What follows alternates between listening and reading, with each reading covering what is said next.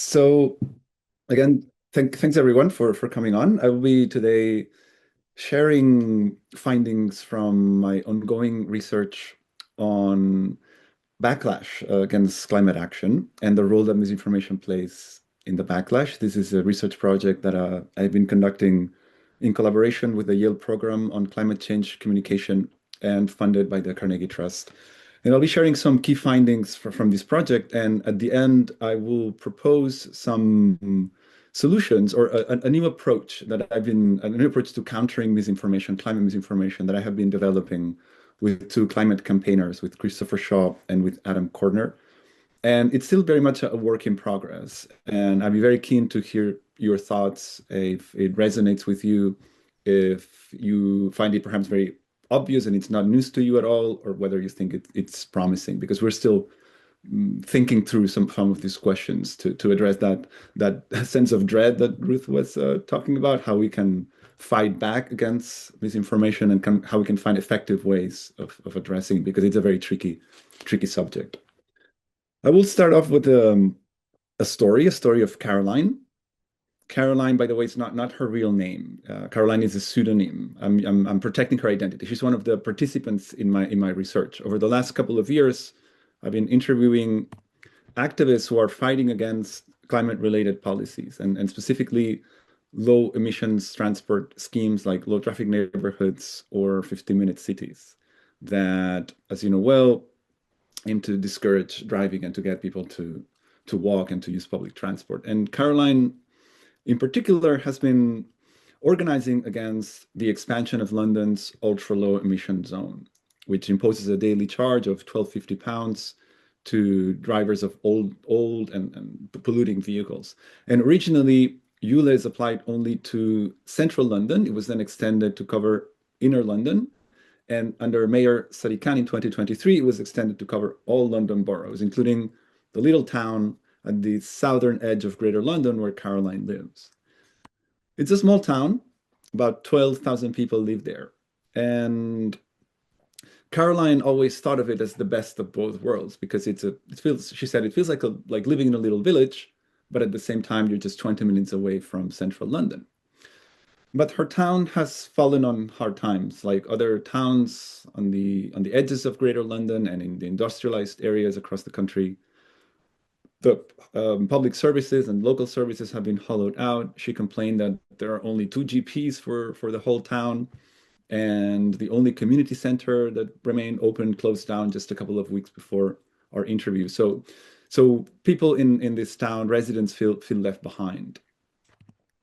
And importantly, public transport is not in great shape. She complains that buses get canceled all the time, that there are no trains, there are no trams. And this is a hilly place and it's surrounded by countryside and it's very spread out. So people really depend on their vehicles. But now that the town is within ULEZ, she complained that people are stuck, that people can't afford to replace their cars, that subsidies are, quote unquote, a joke. They can't apply for subsidies from the London government because it's right outside of the boundary. And she complained that people can't pay the daily charge, they can't replace their cars, so they can't use their vehicles to visit relatives or for work or to run errands. So they're basically stuck. And that helps to explain why Caroline and people in her town have been at the forefront of the fight against ULEZ. And the fight has turned quite ugly with thousands of cameras vandalized by self-styled blade runners. After the blades that they used to cut down the cameras, thousands of cameras have been cut down with blades, and some of them not with blades, but actually with a homemade bomb. And Transport for London staff have been subjected to abuse, intimidation. They require security to install cameras and to repair cameras. And Sadiq Khan received a bullet in the mail at the height of anti-ULEZ protests. Caroline has not engaged in criminal activity herself, but she understands why some have. She sees where they're coming from. She said the real question is not why people are vandalizing cameras. The real question is what has pushed them to that point. She doesn't think they're criminals. She thinks they're just ordinary people who are ignored, feel ignored. No one is listening, so they have no other way to make themselves heard and to fight back.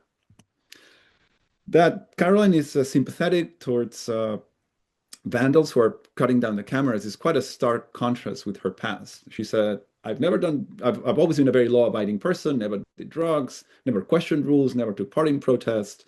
She said, I trusted institutions wholeheartedly, but not anymore. And things began to change during COVID. She remembers watching Boris Johnson on TV, making a case for vaccines and the safety of vaccines. And something didn't sit right with her. She had spent time in hospitals taking care of her mom. And she had picked up some medical knowledge during those years. And the official story that she was hearing from politicians and from the media didn't match her own experience. So she went online and started doing some research. Quote unquote, she said, I started doing my own research. And it didn't take her long to come across information and peer-reviewed research that challenged the official narratives about the need or safety of vaccines. But she started noticing that those who were raising criticism of the official narrative were being silenced. They were being deplatformed. So she started feeling herself part of a silent and silenced majority. And then when the pandemic receded, she started noticing a similar pattern with how politicians and media elites were pushing climate policies. So again, she went online, she started doing her own research. And again, it didn't take her long to come across information that challenged the official story, like this petition, presumably signed by over 31 climate scientists that supposedly said that climate change is not happening. Or importantly, information, many articles that she came across calling into question the effectiveness of ULEZ. So she started connecting the dots and came to the conclusion that ULEZ is not really about reducing pollution, that ULEZ is really about controlling the population and taking away people's freedoms and taking away their way of life. Caroline's case is not an isolated case. That's a pattern repeated across my interviews with members of the anti-ULEZ resistance that I recruited from social media groups where direct action against ULEZ is organized. It's a story that came up across the interviews. People who live in neglected towns, who have lost trust in institutions, they lost trust in the media, they've lost trust in government, and they turn to social media for information that is consistent with their own lived experience. And on social media, they find content that confirms their suspicions that climate policies are not really about tackling climate change or reducing pollution, that they're really about control. And once they become convinced that an elite wants to dictate how they live, they feel compelled to act. And even if they don't become Blade Runners themselves, they come to see vandalism as a legitimate form of resistance against an illegitimate system that has stopped listening. So these are the communities that I have been engaging with. These are the people that I've been interviewing, recruited from these online communities. I also used surveys, distributed surveys through Facebook groups to get a better sense of why they oppose climate policies and what role misinformation plays in the backlash. And in the remaining part of this talk, I will summarize just a couple of key findings. And then I'll make this pitch to you for a new approach to countering misinformation. And again, I'd be very curious to hear your thoughts. So the first finding that I wanted to highlight is that the backlash arises from two main sources, and neither of them is misinformation directly. So the first source is grievances, and one might say legitimate grievances, fact-based grievances about the policies, about the cost, or about the fairness or unfairness of the policies. We listened to Caroline complained that people can't afford to replace their cars, that people are stuck because there's no public transport. And there are studies that back this up. There are studies showing that low emissions transport schemes, or specifically ULEZ, disproportionately targets low-income groups and those living in areas with poor public transport. So these grievances should not be dismissed as misinformation. This is inaccurate, and also it risks pushing these groups further away. They feel like no one is listening. And that makes them more receptive to misinformation, as I will explain in a minute. And the other source of the backlash is a broader sense of exclusion from politics and from the green transition that's very closely tied to the hollowing out of local services, the collapse of living standards, and a general sense of community decline, and also tied to the perception that climate policies are something that is abstract, that is decided far away by people who are detached from their everyday lives and very removed from and very detached from their lives and from their experiences and their concerns and their priorities. So misinformation is not one of the main sources. Misinformation does not cause the backlash. And if you allow me here a little bit of theory of media effects theory, or how the effects of misinformation on polarizing issues like, unfortunately, climate change and climate policy, misinformation rarely changes minds directly. It's very difficult, both with misinformation and with information, to change people's attitudes, specifically on polarizing issues, because we tend to engage in what's known as motivated reasoning. We reason our way towards a conclusion that we want to believe, a conclusion that will allow us to protect our identity, to protect our experiences or our beliefs. If we're looking to buy a new washing machine, probably we're motivated by what's known as accuracy goals. So our goal is really to get things right, which is the best washing machine or the most cost effective or the cheapest one. We're not motivated by the desire to protect our identity. But when an issue is very polarized, like climate change, the way we process information and the way we seek out information is guided by motivated reasoning. We're motivated to reach a specific conclusion. We're not motivated by a desire to arrive at an accurate understanding of reality, but rather at an understanding that will allow us to carry on believing what we already believe, and that will protect our identity and that of the groups that we identify with. So it's very difficult to change people's attitudes because people will not listen to us if they disagree with us on these polarizing issues. That doesn't mean that misinformation doesn't matter. To justify why they oppose policies, participants in our research echoed almost word for word false misleading claims or misleading claims spread by the denial machine, by conservative think tanks or by conservative media like the Telegraph or the Daily Mail. Claims that have been debunked by fact-checking organizations, that policies don't work, that climate change is not real, that data is manipulated, that policies are a conspiracy. They had absorbed these talking points and they were using them. When I asked them, why do you oppose the policies? They would say, oh, because they don't work, or because we don't need them, because climate change is not real. So they had absorbed these talking points that circulate widely in the social media spaces that they inhabit. So that doesn't mean that misinformation changed their minds. They probably already had a negative attitude towards the policies and towards the climate activists or proponents of these policies. But misinformation, online misinformation, provided them with, let's say, ready-made justifications for opposing these policies. It made it very easy for them to stay where they are. They went online looking for these specific narratives because of motivated reasoning, and it did not take them very long to find them. So it makes it very easy for those who are opposed to the policies to stay where they are, not to have to change their minds in the face of evidence that shows that the policies work and that they are very much necessary. So what is to be done? What we argue with Christopher Shaw and with Adam Corner is that counter misinformation interventions must address not only the supply of misinformation, for example, platform regulation to remove false or misleading claims or to deplatform misinformation spreaders, or measures to criminalize greenwashing. This would reduce the supply of misinformation. That's obviously very important, and that has to be part of the solution, we believe. But we also have to address the demand for misinformation, by which we mean the conditions that make people vulnerable, that make people receptive to certain narratives. The reason why people go online looking for information that will confirm what they already believe, even if the accuracy of that information is not the priority. We have to address those conditions as well.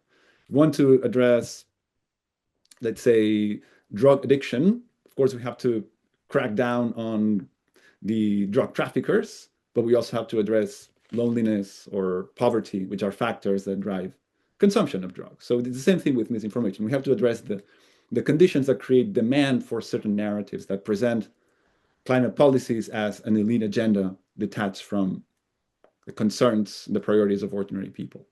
So how do we do that? Our proposal, we're calling it community organizing as climate communication. And the starting point is that if information is also a demand problem, the solution must involve changing the conditions that create that demand in the first place. We have to address the conditions that create demand. And we have identified a couple of key steps. The first is to broaden our understanding of climate communication, to recognize that people's lived experiences are themselves messages. So climate communication is not just a slogan, it's not just words, it's not just images, however important these are. It's also the signals that people receive about whether they matter, whether anyone cares about them, whether they have a place in this society. So if we engage with communities, if we show up, if we help them insulate their homes or install a solar panel, that's a message that we're sending. That is part of climate communication. It's a message that can speak very, very loudly, perhaps even more loudly than words. So let practical action do some of the communicating. Helping a community waterproof their home communicates perhaps more about climate than adverts or slogans. So that's the first step. And the second one is to reverse the co-benefits sequencing. So instead of social outcomes like reducing poverty or lowering energy bills or more affordable public transport, that's a social outcome. So instead of these social outcomes being the co-benefit of climate goals, let's make climate goals the co-benefit of social outcomes. So instead of asking people to support climate policies that will also help with cost of living, let's campaign for social policies like affordable public transport, for example, that will help with cost of living and that by design are also good for climate. So let's meet people where they are. People are, of course, concerned about climate change, and 70% of the UK public are concerned about climate change, but it's not their priority. Surveys show that it's not their priority is essentially cost of living. So let's meet there where they are. Let's campaign for policies that will address cost of living, and that also are by design good for climate. And by doing that, we're earning our right to be heard or to be listened to by these communities. We're building the trust that is needed for then climate messaging to be effective. So what we believe is that this approach will create conditions that will make people receptive to climate communication and to messaging about why we need to address climate change. But before that, we need to show them that we're not trying to impose an agenda from the top down, but we're rather starting from the ground up by listening to what their concerns are and campaigning for policies that will address those concerns. And for reasons that I can explain later, we believe that this approach is more effective because it's easier to change attitudes if we first change the behavior rather than the other way around. If we make it easy for people to use public transport, for example, more affordable public transport or more frequency, we make it easier for them. That makes it easier for them to then change their attitudes towards climate policies once they've changed the behavior. And that's related to cognitive dissonance, but I'm happy to talk about that later. It's very difficult to change people's minds if there's an inconsistency with their behaviors. But we can talk about that. We can talk about that later. So climate communication is not just about finding better words, not just about correcting facts, however essential that is. It is also about changing the conditions that make people unreachable, the conditions that create a disconnect between climate campaigners, between climate communicators and climate researchers and these communities. So we have to try and build bridges, and also the conditions that make people receptive to misinformation and or vulnerable to misinformation. We have to address these conditions, and we believe that community organizing, old school community organizing, which I'm sure many of you are already involved in, can go a long way towards creating those conditions that can then make climate messaging more effective. So thank you. That's all from me for now. And I hope you found this interesting, and I look forward to comments and suggestions. Thank you.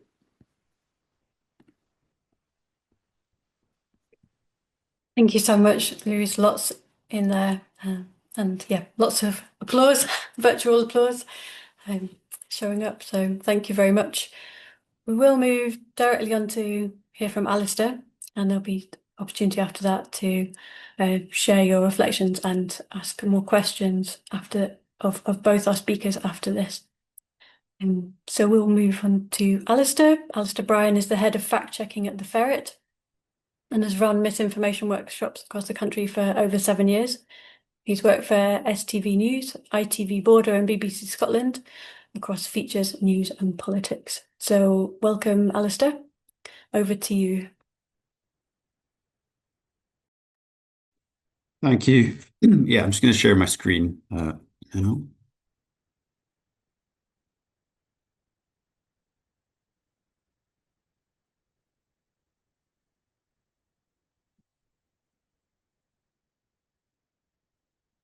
Can people see that in the background?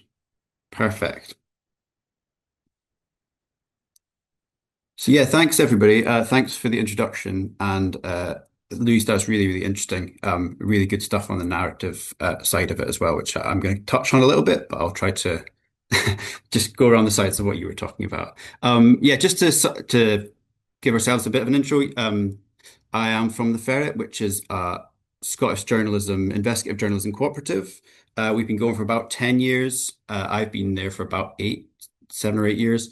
We do investigative journalism in Scotland about issues that affect Scotland across various different subjects, including we do quite a lot of climate and environment topics. We are non-hierarchical, so we don't have a boss, and we're not for profit, so we don't have any money.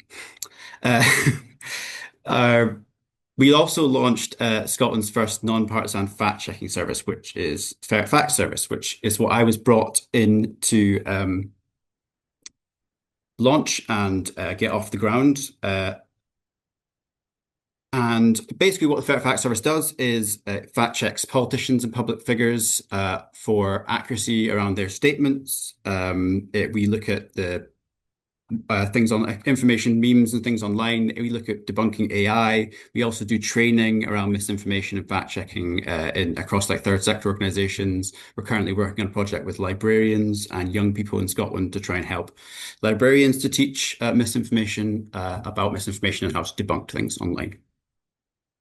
I'm going to go through, just whiz through a few things today. Primarily, I'm just going to look at about how climate disinformation flourishes online, the sort of people who are pushing it, not in great detail, but just a few examples. And then hopefully a bit of information on how people can spot dodgy claims online and the tools that they can use to fact check and debunk these claims. And then a little bit at the end, we'll look at the challenge that AI has brought into this area. So where does climate disinformation come from? I think Louise sort of mentioned this, but I think it's worth mentioning again, is that there's a real sort of issue of trust in the media and amongst the public for the media. So I quite often use this graphic. It's a little bit out of date now, but it doesn't change hugely, I have to say. And it's a list of the least trusted professions in the UK. And you'll see that journalists are at 27%. That's actually a pretty meteoric rise from about 23%, but still into the bottom five. And people basically don't trust journalists. They don't trust the media, but they also don't trust politicians. And they don't trust government ministers. So there's a sort of issue where if you're in the public and you're engaging with the media, you don't feel like you trust official sources, and as Louise says, you don't trust journalists and you don't trust media to tell you what's right. So it's a very difficult situation we're in. And adding on top of that, the fact that people are much more able, and majority of people are now getting their information online and often not from what might be considered to be like legacy media sources or official fact-checked media. They're getting them either the information through another source, so it's a BBC article that is then parsed through an influencer or through some other activist page, for example. Yeah, we're at a situation where, I mean, half of UK adults use social media to get their uh, news and media. That I think is a low estimate, and the vast majority of younger adults and young people. A recent study that I just looked up before today was that half of people in a 2024 study said they trust the media around climate change. And in the UK, about 1 in 5, just more than 1 in 5 said they see climate misinformation at least once a week online. Again, it'd be interesting to know that's just per people's perceptions of how much they see stuff. So to talk a little bit about the kind of ecosystem of climate misinformation as we've experienced it, and disinformation as we've experienced it as fact checkers. We know that organizations, influencers, media, people in the media use sort of quite a lot of similar strategies when they're pushing climate disinformation. Beyond the sort of obvious just making up a fake claim, which is still a big part of online discourse, still a big part of climate disinformation.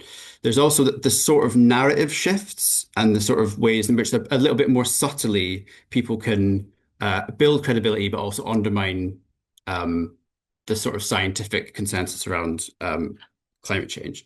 The first one is people seeding doubt in the kind of consensus around climate change. I'm sure we've all seen, I think you mentioned it, is that idea of mentioning that climate scientists are that scientists are divided around climate change, like where there's some sort of division between in the scientific community over whether or not climate change is real and humans being the kind of key driver of it is something that is often we see online as a way to sort of slightly sprinkle a little bit of doubt into people's minds. Again, cherry picking data is obviously a key issue that is helping to drive this. A good example is this sort of global temperatures are stable, taking a tiny little snapshot of a few years around a climate-linked issue, but not zooming out to see the trend that's been going on for over 100 years. A use of fake or discredited experts. I know you mentioned, Lluis, the 37,000 people that were mentioned in that specific report. What we get quite a lot around, we see quite a lot around climate change, but also around, for example, COVID, anything that's based on scientific basis is either fake or discredited experts. So the use of people who have a doctorate, so doctor this, somebody who's got a PhD in that, and then they might be a signatory to or somebody who's quoted in media about as an expert on something, but actually their PhD or doctorate or whatever is in a completely different area or an associated area that doesn't necessarily mean that they're a climate expert. And the sort of final piece of that puzzle is all this sort of these various different ways in which doubt is seeded and narratives are spread are also helped by significant bot networks. That's not to say, I think sometimes the use of the word bot is used as a sort of coverall, saying that the people that are pushing these things are not real. That's not true, but there is a significant amount of bot activity around climate change. There's a recent study that was reported in The Guardian that about a quarter of the tweets around climate change, that's not necessarily just climate denial, were from bots. So it helps to give you, it means that there's a slightly misleading picture of the sort of conversation that's happening online. One thing we've noticed recently, maybe over the last 5 years in the work we've done, is a move from straightforward climate denial, so that being the idea that climate change is not happening, towards what some people have described as strategic skepticism. So strategic skepticism, rather than people saying climate change isn't happening, there's questions about what the human role is, what the role of human activity is in climate change, for example, or just criticizing policies that are brought in by governments and international organizations to tackle climate change. So the key one of them would be around, at the moment, might be criticizing net zero policies, or characterizing climate policies in general as being harmful to the economy. So creating basically like a versus argument between tackling climate change, or the way in which governments tackle climate change, and economic growth and economic sustainability, and by extension, the sort of prosperity of a country. This happens specifically around, you find this quite often with what people talk about as like the nationalism around climate change. So, for example, people saying, why are we putting all this effort into tackling climate change when look what's happening in Brazil, look what's happening in India. Look, it's not it's a drop in the ocean compared to this new coal plant that's been built in XYZ country. And the sort of other element of it, which is associated with this and is pushed by a lot of sort of populist right-wing people at the moment, which I think is also speaks to what Louise said about the low traffic neighborhoods and LEZs and stuff, is framing climate policies as incompatible with people's freedom. So the idea that a number of different types of policies, which we've talked about, might infringe on people's rights, either human rights or their rights to do what they want, that have the car that they want or travel where they want, when they want. These intersect with all sorts of conspiracies as well. So just a couple of examples. This is one that we fact-checked a while ago, a few years ago, from a Scottish politician. And it was the idea that if Scotland didn't develop new oil and gas in the North Sea, then that would actually make climate change worse, because it would mean that Scotland would have to import gas from elsewhere, which had a worse climate footprint, which is a really interesting and quite upside down logical way of looking at it. But it's very compelling in some ways, because it basically takes one specific like climate action that might be allied with all sorts of other climate actions to reduce emissions, blah blah blah, and frames it as actually being a climate, something that would impact the climate negatively. I know, as I mentioned before, the net zero stuff. Richard Tice, who is Reform's I think business secretary, recently, but a former MP and was Reform's leader before Nigel Farage took the job back. He has been very keen on pushing the being anti-net zero, that specific policy, but also the idea that climate policies are wrecking the economy of the UK. So I thought just to go back to what you were saying, Lewis, is really interesting looking at that, using that like case study of a person in the UK and how they were somebody who wasn't really necessarily particularly integrated with the global kind of activism idea of what climate change is, became involved and became a climate skeptic through how it impacts them locally. Because we found that what quite often happens is that climate disinformation, a lot of the big things, the big topics, the big misinformation claims around climate change are worldwide, because obviously climate change is worldwide. So if you're talking about, increased weather events, or you're talking about, global temperatures, or you're talking about ice, the ice at the North Pole, for example. These are global things that are happening. These are happening to the entire world. But that quite often these wider climate topics have a local lens. So often when we were doing research last year for a series we did on the kind of culture war and how that was impacting Scotland, we were finding a lot of the conversations around big climate issues were happening in local Facebook groups. So that'd be like, you're the Facebook group in your local community. Somebody might say, and it's happening around here. I live in Glasgow and Shawlands, and I was just talking to somebody recently who was talking about low emission zones, and I'm linking that to some sort of global control, like kind of way in which control has been taken from people and moved towards governments. That's not to say that, again, as you said, that low emission zones that there are all sorts of potential problems with that are not conspiratorial, but they are being tied to wider conspiracy theories. You'll see at protests around low emission zones mentions of the World Economic Forum, that being the global economic forum, which which sort of is a huge sort of significant way in which policymakers and global politicians meet, and then it helps to inform policies, and it's become a sort of catch-all for modern globalist conspiracy theories, and the idea that the WEF and the World Economic Forum is pushing and creating a globalist society in which human rights are being infringed. There's a lot of conspiracy theories who think the World Economic Forum was behind the COVID-19 pandemic, for example. Another thing which you mentioned before is the idea of 15-minute cities, which if people don't know about is a concept that of how to make your city livable, in which that you have all the amenities you need within a 15-minute radius. That has been taken to mean a place where the government will, for environmental reasons, lock you into your area and not allow you to travel. So these are ways in which these things can intersect. In Scotland, quite often we'll see these things, these sort of conspiracies and these sort of global climate issues being talked around things like renewable energy and oil and gas, because obviously these are two things which have a massive impact in Scotland's economic kind of future. So the people we see, I mean, this is very broad brush, but the people we broadly say we find that are pushing these agendas are fossil fuel and other climate impacting industries. They've been doing this for decades. Right-wing populist politicians and movements, including their aligned media. So you'll find, for example, GB News in the UK is a real place in which climate skepticism is pushed out.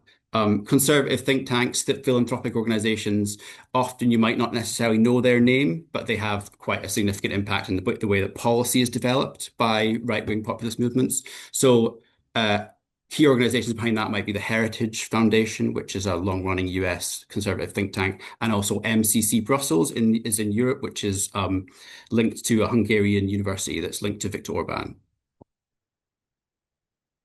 Obviously, it's an obvious one, but Donald Trump has turbocharged a lot of this climate disinformation. It's certainly got far closer to power than it ever has before, I think. His particular bugbear with reference to the UK is wind energy. This, for example, is one of his big issues with wind turbines. He's convinced that they're killing whales. That doesn't seem to have any basis in fact. There seems to be there's sort of a very small link to when they're like doing scanning of the ocean floor when they're building wind turbines, which might have some tiny effect, maybe, but it's not that there doesn't seem to be any link between whales being killed and turbines being put up. So yeah, just to talk a little bit about how we spot disinformation online and to use a climate-linked classic example of a bit of misinformation that has been shared incredibly widely over the course of a decade now, which is an image of a shark in floodwater. This is in Hurricane Harvey in Houston, Texas, 2017. Every time there's a flood, there's a hurricane in the US, this picture comes back every time. It's originally from Africa Geographic magazine, and it's just a shark and some water off, I think, South Africa, and it's just been photoshopped into this picture. But it's a constantly recycled bit of visual misinformation. So yeah, how can we fact check climate disinformation? I think a lot of this you will know already, so apologies, but I think it's worth going over it in general and just thinking about the situation that we're in. We all see like so much stuff every day about climate change, about just facts, alleged facts, narratives being built on social media, just around all topics. I mean, but you know, climate being one of them. We also know that algorithms like they love this sort of like juicy content and it helps, and we're being pushed towards it. This sort of content's being pushed towards us. So it's very difficult to avoid this sort of narrative stuff. Again, things like extreme weather, climate change, environment are all key areas where disinformation flourishes. And obviously, as a fact checker, me, and you as campaigners and people interested in climate, you want to try and be pushing back on climate disinformation narratives and promoting accurate information where you can. This is a real generalized point, a generalized like little set of rules, but it's one that I use when I'm looking for misinformation online for my job. And I think it's worth kind of just having in the back of your head all the time. So when you're looking for a dodgy claim, a claim online about something or other, I think if it makes an absolute or extreme statement, I think that's always a sign that might be a potentially sketchy. If it uses numbers in a way that seems a little bit unusual. Again, as I talked before about cherry picking statistics, if absolute numbers are used instead of percentages, things like that, that can be a sign that it might be potentially dodgy. The experts behind it, as we mentioned before, just because somebody has the word doctor in front of their name doesn't necessarily mean they're an expert in the thing they're talking about. Again, these statements that are made without any clear context, if it's a statement that doesn't seem to have, it's very extreme, but doesn't seem to have like a wider context surrounding it. Another thing that people do online, particularly this happens on social media platforms like TikTok or Instagram, they don't give you your sources.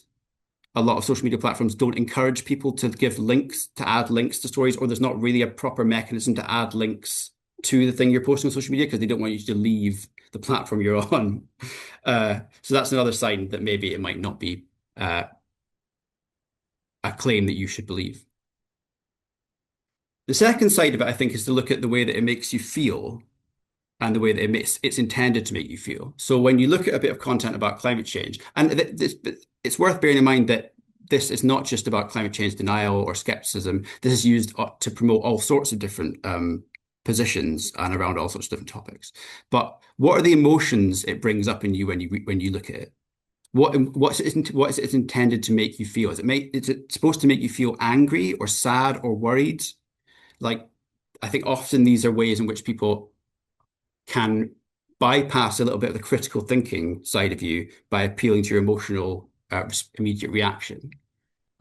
Again, with like online content, look at the way it looks visually. So, I mean, the kind of development of the YouTube thumbnail and the extreme nature of the YouTube thumbnail, particularly this happens around climate change, because if you look at things that are linked to people talking about climate change and how quickly the climate is changing, quite often they'll have the background of them with just like flames everywhere and stuff like that, creating a really like extreme picture of what's happening. Claims in situations where people are attacking public figures directly, I think often that is another place where you can just potentially think, okay, have they got an agenda in place here? Is there an agenda behind this? And again, if they're making generalizations or a group or side of the debate, you'll see this a lot with relate to climate activism. So, for example, if you listen to or watched a TV report on GB News about Extinction Rebellion, it's a real like playing the man, not the ball, as they say in football, where they try and attack the people behind it rather than necessarily the content of what they're saying. And again, within media spheres, are they appealing to these existing prejudices that people might have?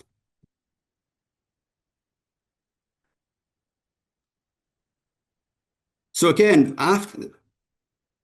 once we've done that, we can also have a look at who's behind it. So we know that this false information is pushed by organized groups with agendas, and we know that climate change skepticism is one of the main places where disinformation flourishes and where there are well-funded people who are pushing certain agendas.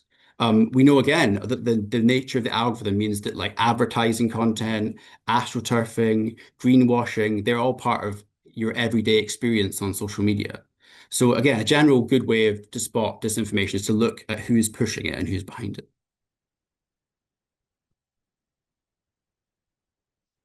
And then if you have got a claim that you're a bit worried about and you're not sure about it, again, these are very simple things you can do. What I do, the first thing I always do whenever I'm fact checking a claim is just put it into Google to see who's been talking about it. Just like look at the context around it. If there's a claim that you see on social media, put it into Google. Often you'll find as well is that there's a reputable fact checker or somebody who's done a lot of the work before, or there's some sort of science communication organization that's done the work before. So you can be like, okay, cool, I trust them. I don't have to do a massive deep dive into this huge study. I can just go to somebody that I trust and they've done the work. They'll have their sourcing proper. You can have a look and question what they're doing, but you won't have to do like a huge amount of work. The other thing as well I would say is if a thing on social media references laws or policies or reports, find the reports themselves. Don't necessarily, there might be a reputable BBC article about them, but also have a look at the report, have a look at the summary of the report to find out what they're actually saying versus how it's been reported on social media.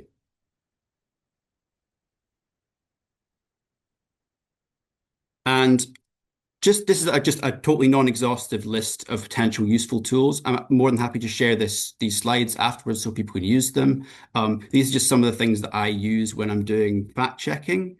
Um, People know what Google Lens is or reverse image search. It's really, really easy and it's really integrated into Google's like platform now. So you can just search, you can just click on an image. For example, if you're worried about an image, you can click on it and Google will search its own search engine for the image and you'll find other instances where it's been there. You can maybe find out where the original image came from. You can find out more context around it. The same thing with text. It'll do the same thing with text for you. Um, Obviously, we go to official sources, a list of a few of the really good ones which we use. You'll know with official sources, you have to keep one bit of skepticism when governments are reporting on their sources, but they're usually going back to the source themselves is pretty solid. And yeah, there's a few others here. Another one which I like to use a lot when you're talking about politics and politicians' claims is the Wayback Machine, which is an internet archiver, which basically means that you can look back to a web page and it will be archived over the years. So you can see what things have changed. So, for example, if a politician has changed their position around something but is denying it, you might be able to find on their website where they once said one thing but have changed their view because it was more politically expedient. And finally, AI, just to make things much more difficult. Um, Starting off with what people have described as the first AI mass event where people believed that the Pope was wearing a Balenciaga puffer jacket, but actually it was created with AI. Um, Obviously, AI makes a lot of the stuff I'm talking about much more difficult because as it improves, hour by hour, certainly with images are becoming more and more realistic. Videos are becoming more and more realistic. People are using deep fakes to promote different viewpoints. Um, Again, with images, it can be very difficult to spot. They're still leaving some odd features. So things like inconsistencies with physical features, a kind of glossy appearance or dodgy text or like dodgy angles in the background can be a way in which you can identify AI images. The other thing, again, is just to check whether or not the thing you're looking at is likely to be true, or is it subtly watermarked? Like, for example, in this here. So this is a picture that was accompanied a newsletter talking about the thing we mentioned before about wind farms and whales. It was by a US climate change, anti-climate change, climate denial think tank, and they used this image to promote their newsletter of a dead whale in front of some offshore wind turbines. But if you look not particularly closely, you can see that the wind turbines have got a slightly wavy look to them, which might, if you keep your eyes open, might suggest to you that have been created in an AI generator. There's also, if you look into the bottom right corner, you can see there is a little digital watermark thing, which is from the DALL-E AI image generator. So to finish off, what are some things we can do to challenge disinformation and also to help ourselves to promote good information? I think one of what Lluis said about building solidarity in communities and offering solutions to problems within our communities is a hugely important part of it. One of the things we've found, which totally tracks with what Lluis was saying, is that you can't just say to people that thing is wrong. It doesn't work, particularly in a local community sense, because there's all sorts of things that are tied up within the reason somebody believes something. It's not just because they saw something online and were fooled by it. There's a reason why they believe it. But we can use and promote the simple tools that we can all use. Use Google Lens. Tell your family members and people in your communities how to use these sorts of tools, because often people who are in activist communities, the thing that I do, everybody knows how to use them there, but my parents don't know how to use it, for example, or they didn't before I told them. Find out who's spreading the disinformation. We talked before about the organizations that are behind the disinformation. you as activists, you as people who are involved in this, you can look at the people who are spreading disinformation. You can look at the funding behind these networks and call them out. And you can question the narratives in which they're building. You have the information, you have the knowledge, and you have the kind of personal investment in it to do so. I think that is one of the things we can all do. And then hopefully we can hold the public figures and the organizations that are pushing this a bit more accountable. So yeah, thank you very much. That's all from me.